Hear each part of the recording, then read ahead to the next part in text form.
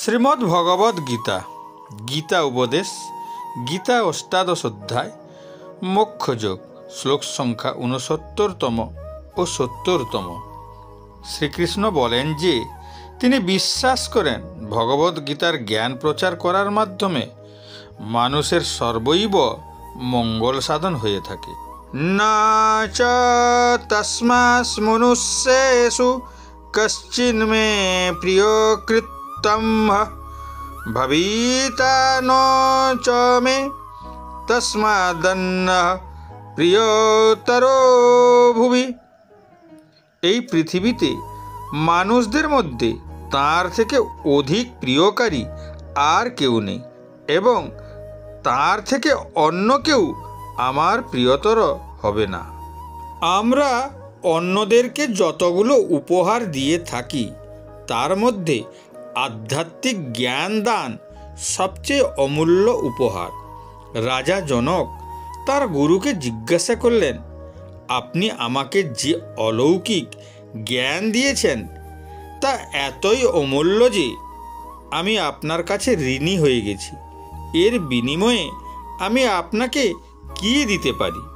গুরু অষ্টাবক্র উত্তর দিলেন, এমন কোনো বস্তু নেই যার দ্বারা আপনি এই ঋণ পরিশোধ করতে পারেন, কারণ আমি আপনাকে যে জ্ঞান দিয়েছি তা ঐশ্বরিক এবং আপনার যা কিছু আছে তা সবই বস্তুগত। জ্ঞানের মূল্য কখনো শোধ করা যায় না। তবে আপনি একটা কাজ করতে পারেন। আপনি যদি এমন একজনকে খুঁজে পান যিনি জ্ঞান অর্জনের কৌতূহলী, তবে তাকে আপনি এই জ্ঞান বিতরণ করতে পারেন। শ্রীকৃষ্ণ বললেন যে তিনি বিশ্বাস করেন ভগবদ গীতার জ্ঞান প্রচার করার মাধ্যমে মানুষের সর্বৈব মঙ্গল সাধন হয়ে থাকে, যা প্রেমময় ভক্তির দ্বারা ভগবানের সেবা করার সমতুল্য, যা ঈশ্বরকে সন্তুষ্ট করে। তবে যারা ভগবদ গীতা প্রচার করেন তাদের কখনোই মনে ভাবা উচিত নয় যে তারা কোনো মহৎ কাজ করছেন, তাহলে এটা তাদের অহংকার হবে। একজন শিক্ষকের সঠিক দৃষ্টিভঙ্গি হওয়া উচিত যে তিনি নিজেকে ঈশ্বরের হাতের পুতুলের মতো মনে করেন এবং এ সবই তাঁরই অনুগ্রহ। অধ্যেষ্যতে চ জয়িমং ধর্মং সংবাদমাবয় জ্ঞানযোগেন তেনাহমিষ্টঃ সম্মিতি মে মতিঃ।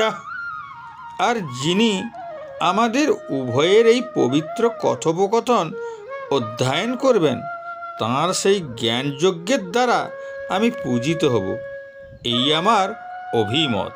শ্রীকৃষ্ণ বারবার অর্জুনকে বলেন যে তাঁর বুদ্ধিমত্তা ঈশ্বরকে সমর্পণ করতে। এর মানে এই নয় যে আমরা আমাদের বুদ্ধিমত্তার প্রয়োগ করা বন্ধ করে দিই। বিপরীতে এর মানে হলো যে আমরা আমাদের জন্য ঈশ্বরের ইচ্ছা পূরণের হেতু আমাদের বুদ্ধিমত্তার সর্বোত্তম ক্ষমতা প্রয়োগ করব, যা ঈশ্বরের নির্দেশানুসারে আমরা ভগবদ্গীতার বাণী থেকে বুঝতে পারি। তাই যারা এই পবিত্র কথোপকথন অধ্যয়ন করে তারা তাদের বুদ্ধির সাহায্যে ঈশ্বরের উপাসনা করে থাকে।